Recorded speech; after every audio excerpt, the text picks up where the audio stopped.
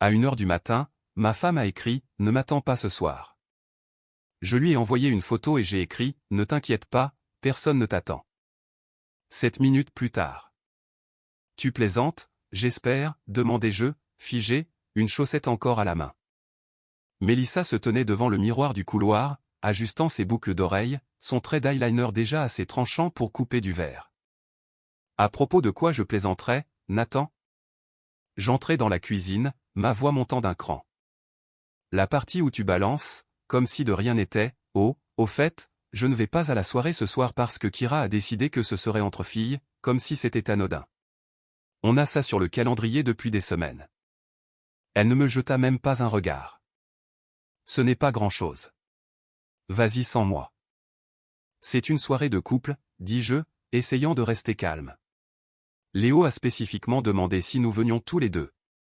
Tu sais à quel point c'est rare qu'on passe du temps avec eux. Je vois Léo toutes les 2 semaines quand il passe au bureau, dit-elle, se tournant enfin pour me faire face, les bras croisés. Tu survivras. Je la fixai. Donc c'est tout? Les plans changent, et tant pis pour moi. Mélissa leva les yeux au ciel, repoussant une boucle derrière son oreille. Pourquoi tu ramènes tout à toi? Cette phrase, celle-là, alluma une mèche en moi. Parce que j'avais prévu ça pour nous, dis-je plus fort maintenant. J'avais hâte d'y être. J'ai acheté du vin. J'ai même repassé ma chemise, ce que, tu le sais bien, je ne fais jamais sauf si tu me le demandes. Elle ricana. Ne fais pas comme si tu te préparais pour le bal de promo. C'est une soirée dans un jardin. Ma mâchoire se crispa. Et tu étais d'accord avec ça jusqu'à il y a 10 minutes. Eh bien, les plans évoluent. Kira traverse une période difficile, et elle voulait que ce soit un espace pour les filles. Soutien émotionnel, tu sais. Lui as-tu seulement dit qu'on prévoyait de venir ensemble? Elle marqua une pause. Non, je ne pensais pas que ça valait la peine de se battre pour ça. Je clignai des yeux. Waouh. Donc maintenant, ce n'est pas seulement que tu ne viens pas. C'est que tu n'as même pas défendu notre projet. Mélissa se retourna vers le miroir. Mon Dieu, Nathan, ce n'est pas une trahison. Je vais à une soirée avec mes amis. C'est quoi ce drame? Je m'approchai. Le drame? C'est toi qui prends des décisions unilatérales, et qui me traites comme un accompagnateur dans mon propre mariage, comme si j'étais un bruit de fond qu'on atténue quand ça devient gênant. Sa voix était glaciale. Tu réagis de manière excessive. Vraiment? Dis-je, plus doucement maintenant. Parce que, de là où je me tiens, je n'ai pas cette impression. Il y eut une pause, assez longue pour ressembler à un défi. Puis Mélissa soupira, vérifiant son téléphone. Je pars dans 5 minutes. Si tu as l'intention de faire la tête, fais-le au moins en silence. Je la regardais enfiler ses talons comme si rien de tout cela n'avait d'importance, comme si j'étais un coup de vent passant sur sa vie parfaitement organisée. Est-ce que ça t'intéresse au moins de savoir ce que je ressens, demandai-je. Cela l'arrêta à la porte. Elle me regarda alors, non pas agacée, non pas en colère, mais juste vide. Ce qui m'intéresse, c'est de ne pas être étouffée, dit-elle, douce mais tranchante. Ces derniers temps, tout avec toi ressemble à une obligation. J'avalai ma salive, celle-là avait coupé profond. Elle ouvrit la porte. Profite de ta soirée. Appelle peut-être un de tes potes, joue au poker, ou fais ce que tu fais quand je ne suis pas là pour te divertir. Puis, elle est partie. Pas de câlin, pas de baiser, pas d'au revoir, juste le bruit de ses talons claquant sur l'allée, et la porte qui se referme, comme une phrase qui se termine sans point final. Je restais au milieu de la cuisine, portant toujours une seule chaussette, fixant l'endroit où elle s'était tenue. Mon téléphone vibra sur le comptoir. Léo encore, vous êtes en route, les gars? Je fixai l'écran, puis tapai en retour, Mélissa s'est défilée. Je vous verrai la prochaine fois. J'appuyai sur envoyer. Ensuite, je posai mon téléphone doucement, ouvris le vin quand même, et me versai un verre. Le salon semblait trop propre, trop immobile. Et tout ce à quoi je pouvais penser, c'était à quel point le silence peut être bruyant quand quelqu'un choisit de ne pas se montrer. Pas juste pour une fête, mais pour vous. Le lendemain matin, le ciel était couvert. Ce genre de gris terne qui rendait tout plus silencieux que ça ne l'était vraiment. J'étais déjà levé avant même que la machine à café n'ait terminé son cycle. Je fis 2 tasses par habitude, puis restai là, tenant la sienne, comme si je ne savais pas s'il fallait la poser ou la vider. Finalement, j'entrai dans le salon. Mélissa était recroquevillée sur le canapé dans son peignoir, les jambes repliées sous elle, faisant défiler son téléphone. Pas de bonjour, pas un regard levé, juste la lumière bleue de l'écran se reflétant dans ses yeux. Je posai sa tasse sur la table basse. Je pensais, commençai-je en gardant une voix égale, peut-être qu'on pourrait partir en week-end, juste nous deux. Cela attira à peine son attention. Elle leva les yeux, sourcils haussés. Où ça? Au lac Geneva, dis-je. Cette cabane où on est resté au printemps dernier. Tu avais dit que tu l'aimais bien. Celle avec la cheminée, et cette baignoire sur pied géante dont tu as posté une 12aine de photos. Mélissa cligna des yeux, puis pencha la tête. Tu veux faire un week-end en amoureux maintenant? Je haussai les épaules. Je pensais juste que ça pourrait être bon pour nous. Sortir de l'ordinaire, parler sans distraction. Elle laissa échapper un petit rire sans humour et appuya sa tête contre le coussin. Nathan, sans vouloir t'offenser, je ne pense vraiment pas que tremper dans une baignoire de location va arranger quoi que ce soit. Il ne s'agit pas d'arranger, dis-je prudemment. Il s'agit d'essayer. Je suis encore là. Je suis volontaire, non? Parce que quoi, dit-elle, sa voix plate. Rien ne crie plus la romance qu'une retraite désespérée le temps d'un week-end. Je m'assis sur l'accoudoir du fauteuil en face d'elle. Tu sais ce qui crie la romance? Le respect. L'écoute. Le fait d'être présent. Elle baissa son téléphone, les yeux plissés. Tu n'as pas le droit de ramener ça à toi, comme si tu étais un soldat blessé. Tu as été distant pendant des mois, Nathan. Je sors un soir, et soudain, je suis la méchante. Je ne mordis pas à l'hameçon. Je hochai simplement la tête lentement. D'accord, donc tu n'es pas intéressé. Elle leva les yeux au ciel. Non, je ne le suis pas. Je n'ai pas besoin d'une cabane dans les bois. J'ai besoin de gens qui me voient. Mes amis me comprennent plus que toi ces derniers temps. Cette phrase atterrit avec un bruit sourd. Je la regardai, non pas avec colère, mais juste avec clarté. Je me levai, lissai ma chemise et pris mes clés. Merci pour la discussion, dis-je, calme comme un lac avant la tempête. Elle cligna des yeux. C'est tout? Je hochai la tête, marchant vers la porte. Ouais, c'est tout. Je ne claquai pas la porte, je ne soupirai pas, je ne partis pas avec une pique finale, je sortis simplement dans l'air froid de novembre et la refermai doucement derrière moi. Pas de grande sortie, juste le silence, derrière moi, dans cette maison calme. Mélissa resta figée un instant. Je pouvais l'imaginer. Elle tenant toujours le téléphone, incertaine de continuer à faire défiler ou de le poser enfin, parce que quelque chose avait changé. Je n'avais pas élevé la voix. Je n'avais pas supplié. Et cela, plus que tout, la déstabilisait. Je conduisis avec les fenêtres entr'ouvertes, laissant le vent couper la chaleur résiduelle dans ma poitrine.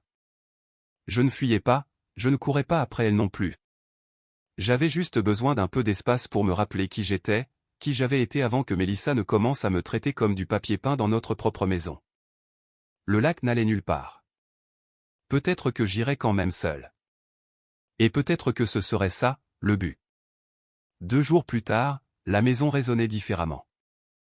Des rires ricochant sur les murs, des verres qui s'entrechoquent, une playlist de jazz doux bourdonnant sous les conversations. L'odeur du steak grillé et de l'ail rôti flottait depuis la cuisine, tandis que je m'appuyais contre le comptoir, sirotant un verre de bourbon. Je n'avais rien organisé depuis des mois. C'était le truc de Mélissa, d'habitude. Bougies allumées juste comme il faut, playlist organisée pour impressionner. Mais celle-ci était la mienne. Décontractée, dernière minute. Juste quelques amis proches. Léo, sa femme, et sa jeune sœur Jenna. Brillante, sarcastique, confiante de cette manière sans effort, le genre d'énergie qui n'avait pas besoin de validation. Je n'avais pas prévu de l'inviter spécifiquement. Elle était juste venue avec eux. Et honnêtement, ça faisait du bien. Facile. Pas de marche sur la corde raide. Jenna se tenait à côté de moi maintenant, riant d'une histoire stupide que Léo racontait. Elle me donna un coup de coude. Tu étais bien plus drôle à la fac. Quand est-ce que tu es devenu si adulte? J'ai été domestiqué, dis-je avec un sourire en coin, levant mon verre. Mais je travaille sur mon retour. Elle sourit, les yeux joueurs. Eh bien, jusqu'ici tout va bien. C'est la fois où je te vois le plus détendu depuis. Jean, toujours. Je jetai un coup d'œil autour de la pièce. Tout le monde souriait, la musique pulsait doucement, la cheminée crépitait. Ça ressemblait à nouveau à chez moi. Cette maison, cet espace, moi. Puis mon téléphone vibra. Mélissa. Ne m'attends pas ce soir. Pas de contexte, pas de chaleur, juste 5 mots, glacial. Je fixai le message une seconde de plus que je n'aurais dû. Léo vit mon visage changer. Tout va bien? Ouais, dis-je simplement. Je levai mon téléphone et, sans la moindre hésitation, je l'orientai vers Jenna. Elle comprit immédiatement, se pencha vers moi avec un sourire en coin, et inclina sa tête de manière ludique vers la mienne. Clic. Je tapai, Nathan, ne t'inquiète pas. Personne ne t'attend. Envoyé. Pas d'émoji. Pas d'explication. Juste ça. Jenna gloussa doucement, inconsciente du poids total de ce qu'elle venait de m'aider à faire. Était-ce une vengeance ou un coup de semonce? Appelons ça l'équilibre, dis-je en jetant le téléphone sur le comptoir comme si ça n'avait pas d'importance. Mais ça en avait. Vraiment, vraiment beaucoup. 15 minutes passèrent. Puis la porte d'entrée s'ouvrit à la volée. Mélissa, les cheveux à moitié lissés, toujours dans son blazer noir, talons au martelant le parquet. Tu es sérieux là, Nathan? La musique s'arrêta. Les conversations se figèrent au milieu des phrases. Elle marcha dans la cuisine, les yeux verrouillés sur les miens. Léo recula instinctivement, libérant l'espace entre nous. Tu penses que c'était drôle? Cette photo? Tu veux jouer à des jeux maintenant? Je répondis à sa fureur par le calme. Tu as dit, ne m'attends pas. Donc, je ne l'ai pas fait. Tu restes planté là à sourire comme si c'était une blague, claqua-t-elle. C'est Jenna? Vraiment? C'est avec elle que tu veux faire passer ton message. Jenna cligna des yeux, prise au dépourvu. Je ne suis pas impliqué dans quoi que ce soit ici. Je levai une main apaisante vers elle. Tu n'as rien fait, Jenna. Ça ne te concerne pas. Je me tournai vers Mélissa. Tu as fait de ta soirée la tienne. J'ai fait de la mienne. Égalité, non? Sa voix se brisa légèrement, toujours en colère, mais autre chose s'y insinuait. Tu es incroyable. Non, dis-je d'une voix basse mais claire. Ce qui est incroyable, c'est que tu penses pouvoir continuer à sortir de cette maison, encore et encore, sans conséquence. Elle jeta un coup d'œil à tout le monde autour de nous, réalisant soudain qu'elle avait un public.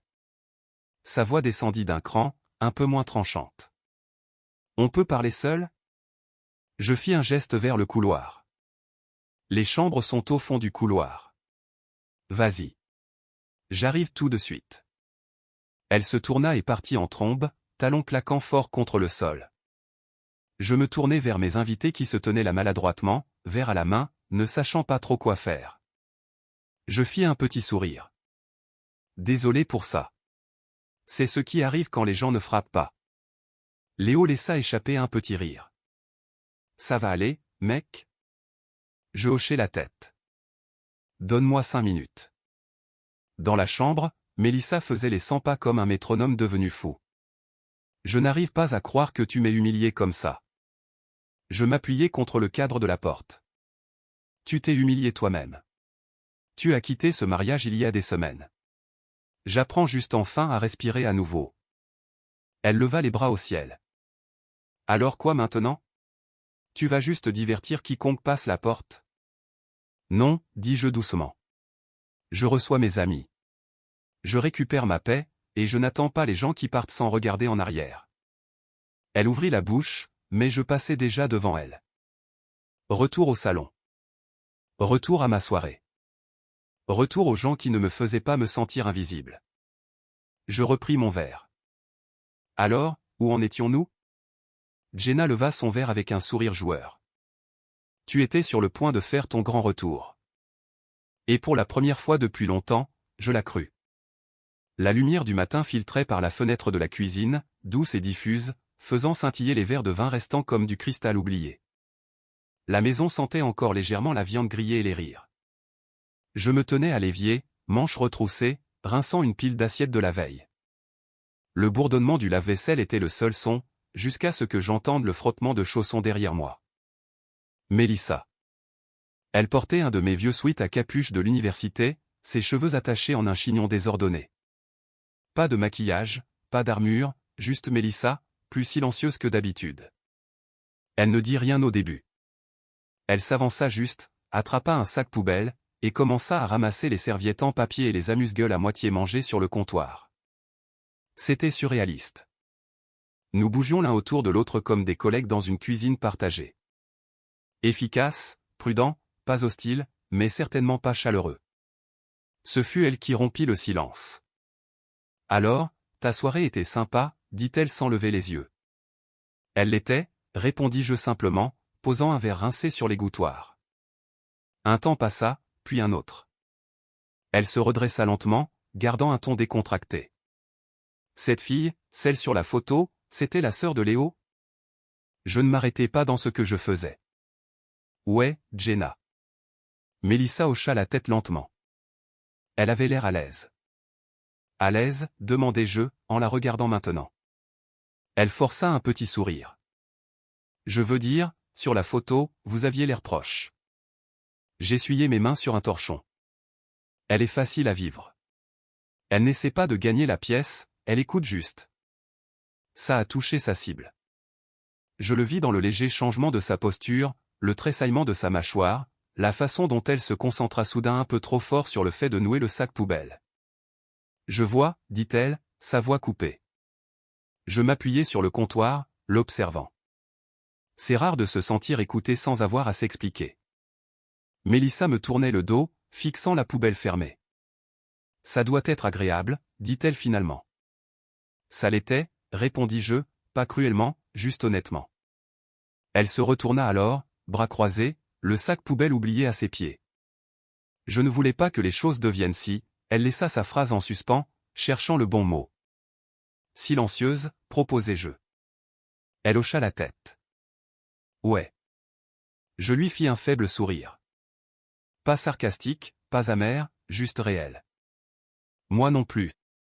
Et sur ce, je pris un autre verre, le passai sous l'eau tiède, et laissai le silence s'installer à nouveau.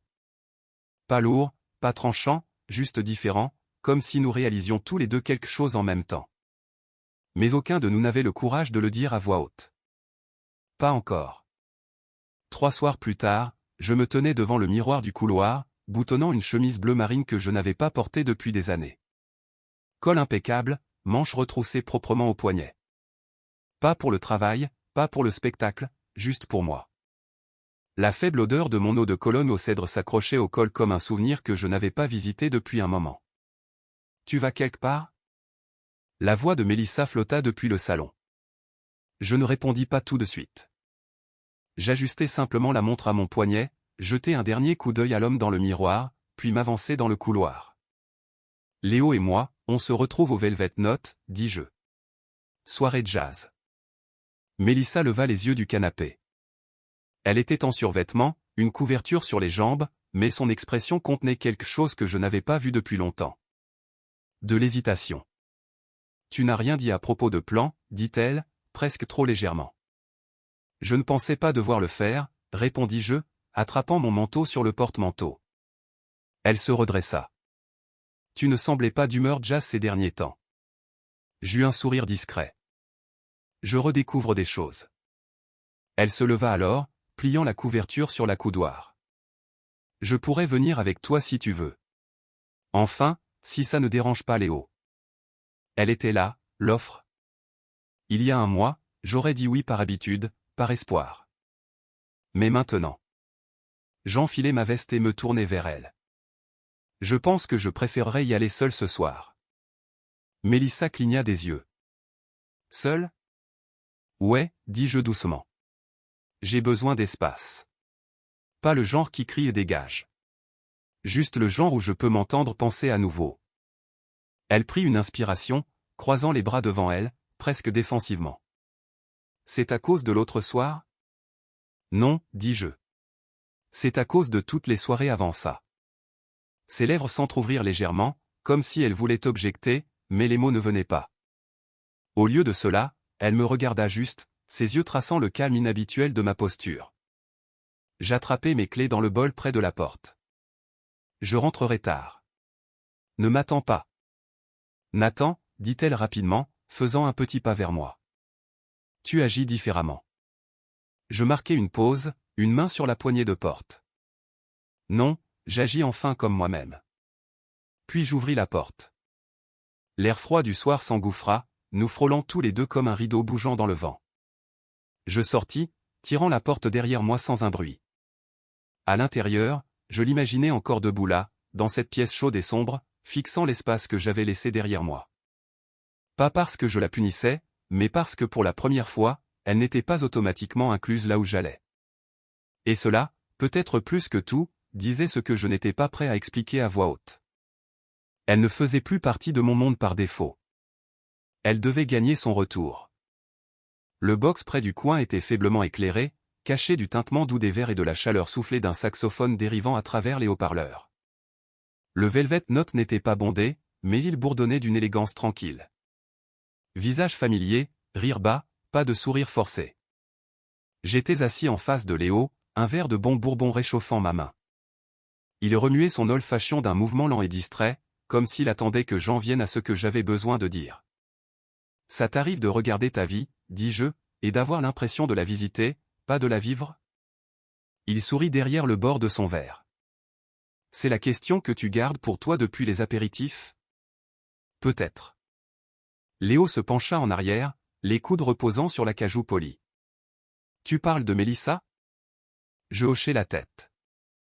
Je ne pense pas que nous soyons partenaires encore. Pas de la manière qui compte. Son visage ne changea pas.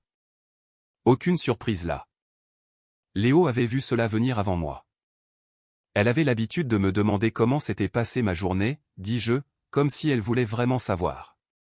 Maintenant, c'est comme si nous n'aurions deux documentaires séparés sous le même toit. Léo renifla doucement. Ouais, mec. J'ai connu ça. Nous marquâmes une pause alors que la serveuse déposait une petite assiette de part de tarte aux noix de pécan. Léo lui fit un signe de remerciement, puis se tourna vers moi. Tu l'aimes encore? Je ne répondis pas tout de suite. Je ne sais pas, admis-je. Je pense que j'aimais qui elle était quand nous nous connaissions encore. Maintenant, je n'arrive pas à dire si je la pleure elle, ou moi-même. Léo hocha la tête, n'ayant pas besoin de clarification. Parfois, les choses ne s'effondrent pas dans un grand fracas. Parfois, elles manquent juste d'essence. Ouais. Je fis tourner le liquide ambré dans mon verre. C'est ce que ça fait. Comme si on n'avait plus d'élan, plus de raison. Nous restâmes assis avec ça un moment. Tu te souviens de cet été après la remise des diplômes, dit soudain Léo. On a pris ma vieille Jeep jusqu'à Nashville, on s'est retrouvés à sec à mi-chemin, et on n'a rien mangé d'autre que des haricots en conserve et de la viande séchée de station-service pendant 2 jours. Je ris dans mon verre. Et tu as attrapé un coup de soleil si grave que tes oreilles pelaient comme de la peinture sèche. Ça valait le coup, dit-il. À l'époque, tout semblait être un peut-être. Maintenant, ce ne sont que des calendriers, des rendez-vous et s'assurer que le recyclage est sorti. Exactement, marmonnai-je.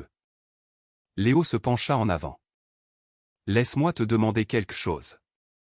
Est-ce que tu as fini? Je levai les yeux. Fini avec quoi? D'essayer.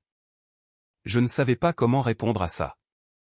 Une partie de moi avait l'impression d'avoir essayé seul depuis si longtemps que j'avais oublié ce que c'était que d'être rencontré à mi-chemin. L'autre partie était fatiguée. Fatiguée jusqu'à l'os. Je pense, dis-je prudemment, que j'ai fini d'essayer de tout tenir à bout de bras tout seul. Léo leva son verre. Alors peut-être qu'il ne s'agit pas de mettre fin à quelque chose.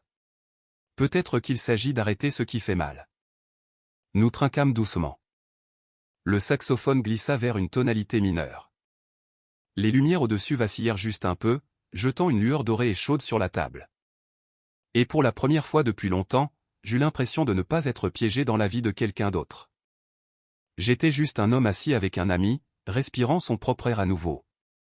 Il était un peu plus de minuit quand je me garai dans l'allée. La rue était calme, glacée d'ambre par les lampadaires. Quelques lumières de Porsche clignotaient faiblement le long du pâté de maisons, mais notre maison était entièrement allumée, ce qui signifiait qu'elle attendait. J'entrai. La porte se referma derrière moi avec une douce finalité, et elle était là. Mélissa se tenait au milieu du salon, bras croisés, pieds nus, son expression illisible mais fragile. Elle avait quitté son survêtement, portant maintenant ce pull marron doux que je lui avais acheté lors d'un voyage d'anniversaire pluvieux à Asheville. Ses yeux, bordés de larmes non versées, étaient verrouillés sur moi comme si je venais de rentrer des bras d'une autre femme. « Tu t'es bien amusée ?» demanda-t-elle. Pas curieuse, accusatrice. J'accrochai mon manteau. Ouais, c'était bon de rattraper le temps perdu. Elle me suivit de quelques pas alors que je marchais vers la cuisine. Tu n'as pas envoyé de texto. Tu as dit que tu ne voulais pas que j'attende. Sa voix se brisa. Ce n'est pas ce que je voulais dire, et tu le sais. Je pris un verre et le remplis lentement à l'évier, sans me retourner. Le silence entre ces mots était plus fort que le robinet. Avec qui étais-tu vraiment ? demanda-t-elle. Je pris une gorgée d'eau avant de répondre. Léo et Jenna, insista-t-elle. Je me tournai enfin pour lui faire face. Tu me demandes vraiment ça ? Elle hésita. Tu sembles différent. Tu t'éloignes. Je m'appuyai contre le comptoir, gardant ma voix basse. Non, c'est juste que je ne cours plus après toi. Cela l'arrêta net. Elle cligna des yeux forts. Donc c'est tout. Tu as juste fini. J'essaie depuis longtemps, dis-je. J'essaie d'être patient, d'essayer de parler quand tu préférerais disparaître derrière ton téléphone. D'essayer de faire des plans que tu annules à la dernière minute. J'ai arrêté de demander pourquoi. J'ai arrêté de réagir. Et maintenant, tu veux de la passion à nouveau. Les larmes remplissaient ses yeux maintenant, instables et épaisses. Je ne sais plus comment t'atteindre. Tu es plus froid que je ne t'ai jamais vu. Non, dis-je doucement. C'est juste que je ne saigne plus pour ça tous les jours. Elle marcha vers moi rapidement, la colère bouillonnant sous le chagrin. Alors qu'est-ce que tu veux de moi, Nathan ? Dois-je supplier, pleurer, coucher avec quelqu'un juste pour te faire ressentir quelque chose à nouveau ? Je tressaillis.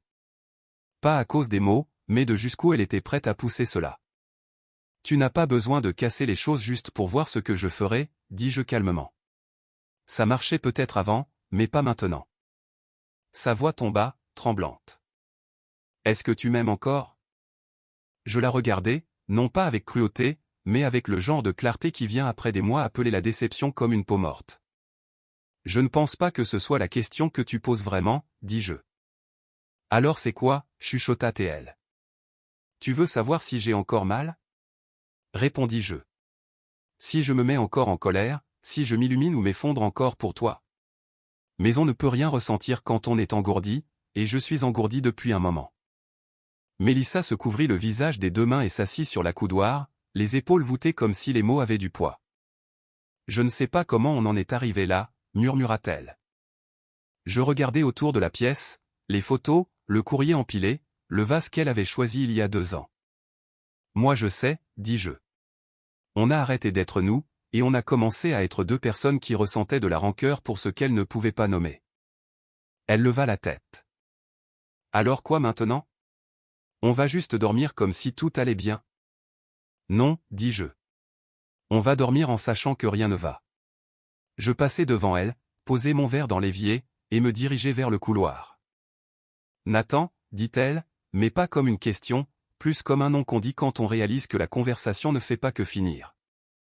Elle ferme une porte. Je marquai une pause. Je ne suis pas cruel, dis-je, mon dos toujours tourné vers elle. Je suis honnête. Et puis je marchai le long du couloir, la laissant assise là dans le calme, pas seule, mais ne sachant plus où elle se tenait. 3 jours passèrent. Pas un mot entre nous. Nous bougions l'un autour de l'autre comme du brouillard autour des lampadaires. Silencieux, distant, toujours à peine là. Les repas étaient silencieux. Les lumières s'allumaient et s'éteignaient sans question. Elle dormait sur le bord extrême du lit, si elle venait au lit. Et moi, je ne courais pas après elle. Le 4e matin, je descendis et la trouvai attendant à la table de la cuisine, toujours en peignoir, café à la main, les yeux concentrés mais sur ses gardes. Ses cheveux étaient attachés en arrière, mais des mèches étaient tombées sur son front comme si elle n'avait pas pris la peine de les arranger. « Nathan, dit-elle, voix égale. Nous devrions parler. » Je tirai une tasse du placard et la remplis sans demander. « D'accord. » Elle attendit que je m'assoie en face d'elle. J'ai réfléchi, commença-t-elle. Ça. Peu importe ce que c'est maintenant. Ça ne marche pas. Je pense que peut-être nous devrions arrêter de faire semblant. Je pris une gorgée de café. Il n'était pas assez chaud. Je ne tressaillis pas. D'accord, dis-je. Elle cligna des yeux. C'est tout? Tu as soulevé le sujet. Je suis d'accord. Je dis que je veux divorcer, dit-elle plus sèchement, comme si je n'avais pas bien entendu la première fois. Je la regardai, pas à travers elle, pas autour d'elle, directement elle. Je sais, dis-je doucement. Et tu as probablement raison. Pendant une fraction de seconde, quelque chose se fissura sur son visage. Une lueur d'incrédulité. C'est tout ce que tu as à dire? Je posai la tasse. Tu es partie depuis des mois, Mélissa. Ce n'est pas nouveau pour moi. Tu ne vas même pas essayer de m'en dissuader? J'ai essayé, dis-je, calme et imperturbable. Mais tu n'écoutais pas. Pas quand j'ai demandé si on pouvait parler. Pas quand j'ai suggéré de partir en week-end. Pas quand je me tenais dans la cuisine, à te demander si tout ça t'importait. Sa voix se brisa. Tu me laisses vraiment partir? Je laisse tomber le fait de tenir ça tout seul, dis-je. Il y a une différence. Des larmes se formèrent dans ses yeux maintenant. Pas comme celle de la culpabilité ou de la honte.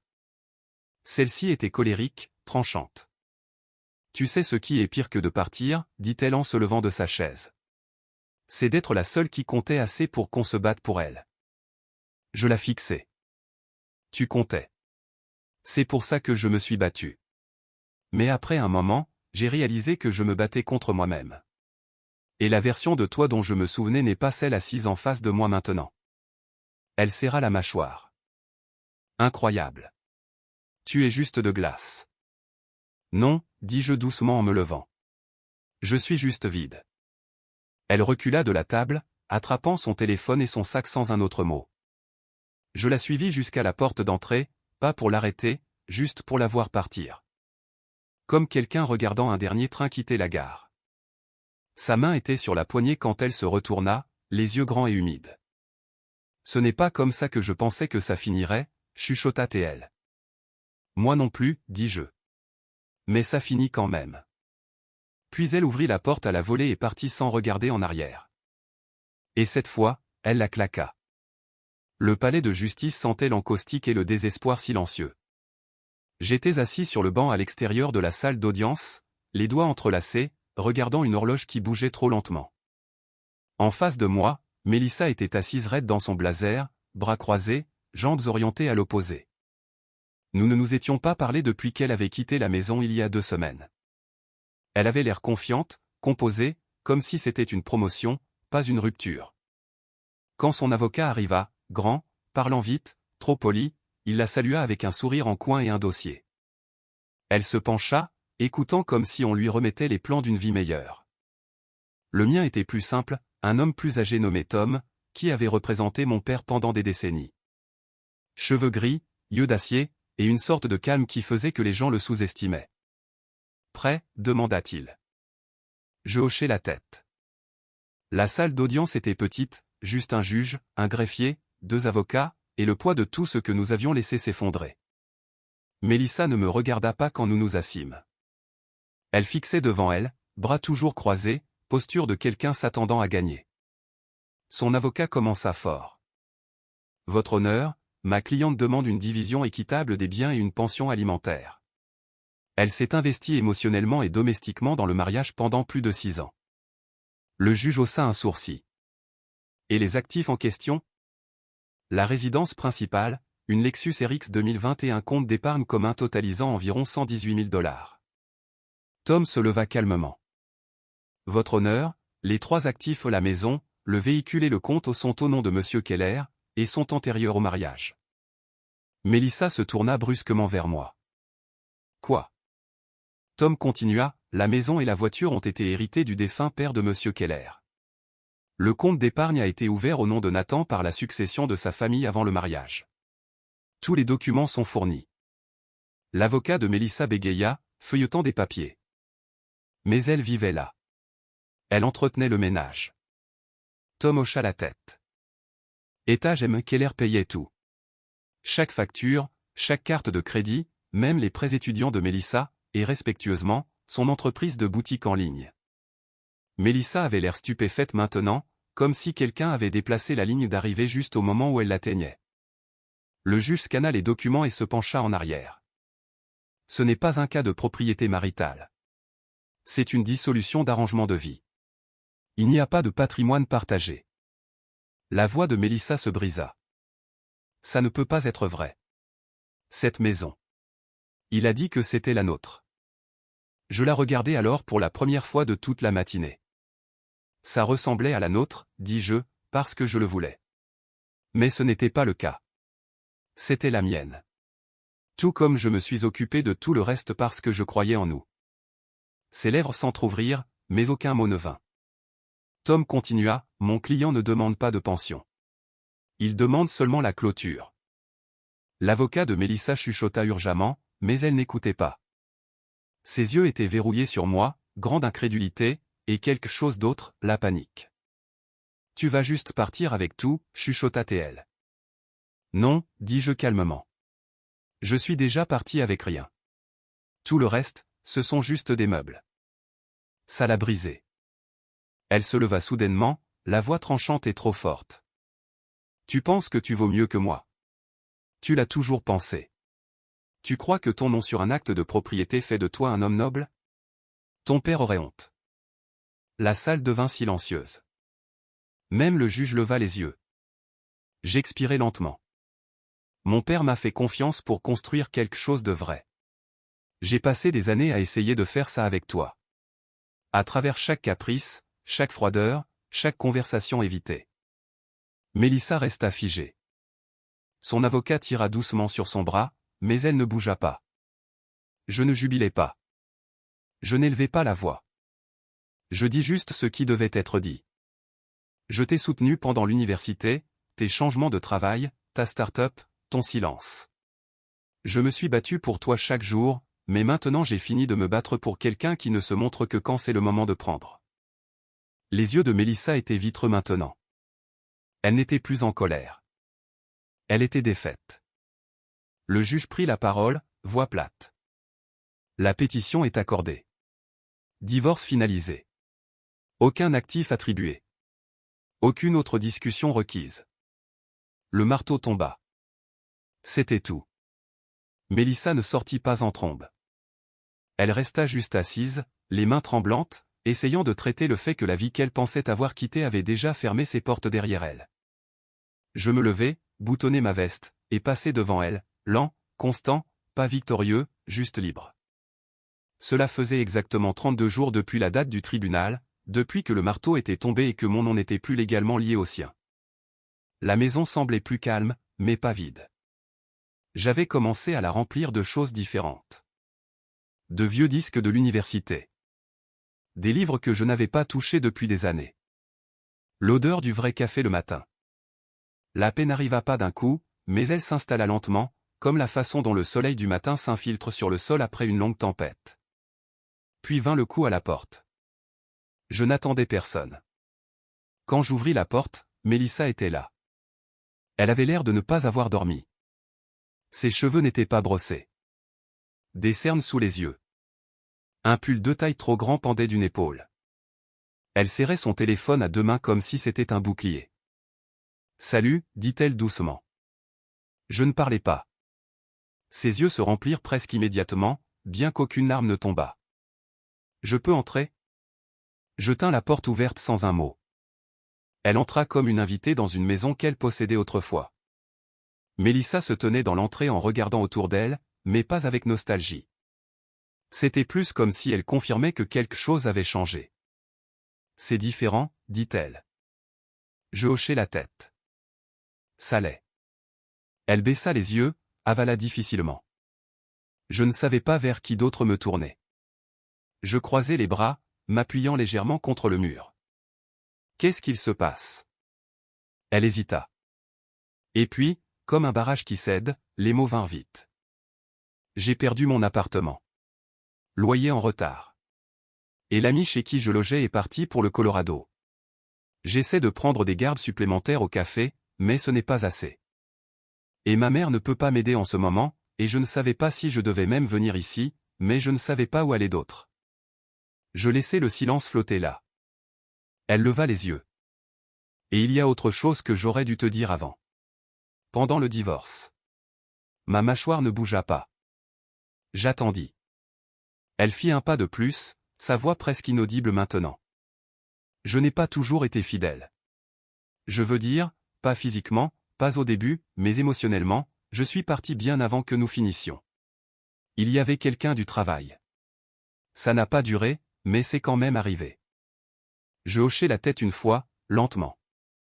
Ses lèvres s'entr'ouvrirent comme si elle s'attendait à une réaction, une insulte cinglante, un rire amer, une porte claquée, mais rien ne vint. Je passai devant elle vers le bureau, ouvris le tiroir, sortis une enveloppe que j'avais préparée il y a des semaines. Pas pour elle, mais au cas où quelqu'un à qui je tenais autrefois reviendrait meurtri par le monde qu'elle pensait comprendre mieux que moi. Je la lui tendis. Ça devrait couvrir 2 mois. Ce n'est pas un sauvetage, juste une piste de décollage. Mélissa la fixa, clignant des yeux. Tu ne vas même pas demander pourquoi. Non, dis-je. Tu es venu ici parce que tu pensais que je pourrais encore être la seule personne qui ne te jetterait pas ça à la figure. Tu avais raison. Elle prit l'enveloppe avec des mains tremblantes. Je ne mérite pas ça. Je sais, dis-je doucement. Mais je te le donne quand même. Son menton trembla. Pourquoi? Parce que je t'ai aimé autrefois. Et parce que laisser quelqu'un tomber n'est pas la seule façon d'en finir. Pendant un moment, elle ne bougea pas. Puis lentement, elle recula vers la porte. Je suis désolé, dit-elle. Pour tout. J'ouvris la porte pour elle. Elle sortit sans attendre de réponse, et je la refermai derrière elle, non pas avec colère, juste avec finalité.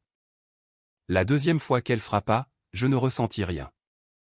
Pas d'anticipation, pas d'effroi, juste de l'immobilité. La même chose que l'on peut ressentir quand un chapitre que vous avez déjà fermé est relu par quelqu'un d'autre. Trop tard pour changer la fin. C'était un mois calme. Je l'avais rempli de routines simples. Les dimanches matins au marché fermier. Les courses du soir à travers Lincoln Park. Les sets de jazz du vendredi soir avec Léo. Ma maison avait recommencé à sonner comme moi. Et maintenant, elle se tenait sur le porche. Mélissa portait un jean, un manteau beige doux, et pas de maquillage. Elle n'avait pas l'air brisée cette fois, juste fatiguée, comme quelqu'un qui s'était enfin regardé dans le miroir et avait vu la forme de ses propres choix. « Salut, dit-elle. » Je hochai la tête. « Hey !» Elle ne demanda pas à entrer. Au lieu de cela, elle fouilla dans son sac et sortit l'enveloppe que je lui avais donnée il y a des semaines. « Je n'en ai plus besoin, dit-elle. J'ai pris plus de garde, trouvé un colocataire.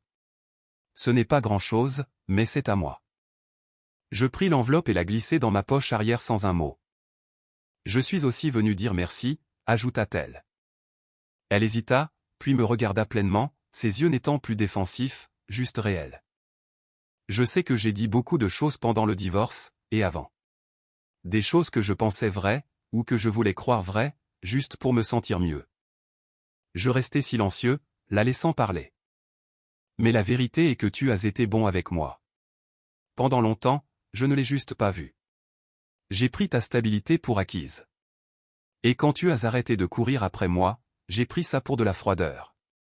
Mais tu avais juste fini de tout porter seul. Sa voix vacilla.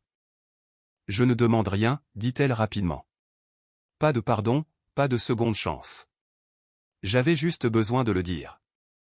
Je hochai la tête lentement. Je suis content que tu comprennes enfin, dis-je. Elle fit un petit sourire triste. Moi aussi. Nous restâmes là quelques secondes de plus. Pas de tension, pas de feu, juste la reconnaissance tranquille de deux personnes qui étaient arrivées au bout du chemin.